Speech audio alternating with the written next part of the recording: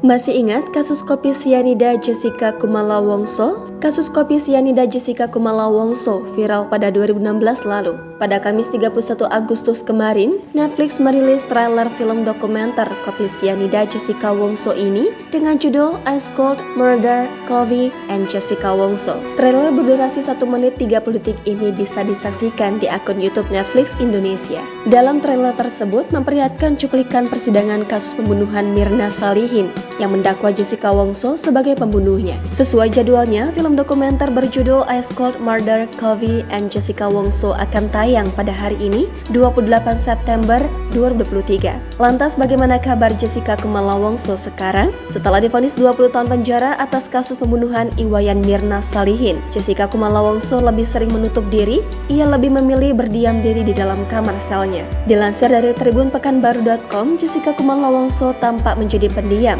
setelah kasus pembunuhan yang menyeret namanya itu. Petugas lapas pun tidak tahu pasti apa yang menyebabkan Jessica Kumala Wongso berubah. Mungkin merenung atau berdoanya sekarang di kamar. Jessica Kumala Wongso keluar kamar kalau dibesuk sama orang tuanya aja, kata dia. Sebelumnya, kasus kopi sianida Jessica Wongso sempat menyita perhatian publik pada 2016.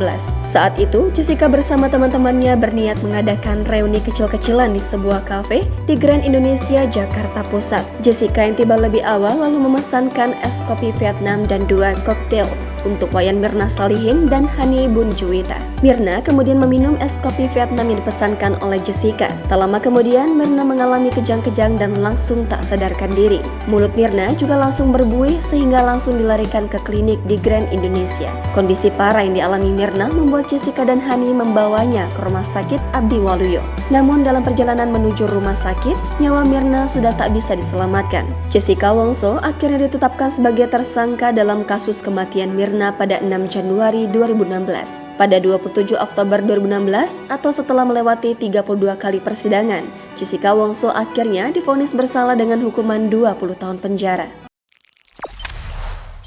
Jangan lupa subscribe, share, komen, dan like ya!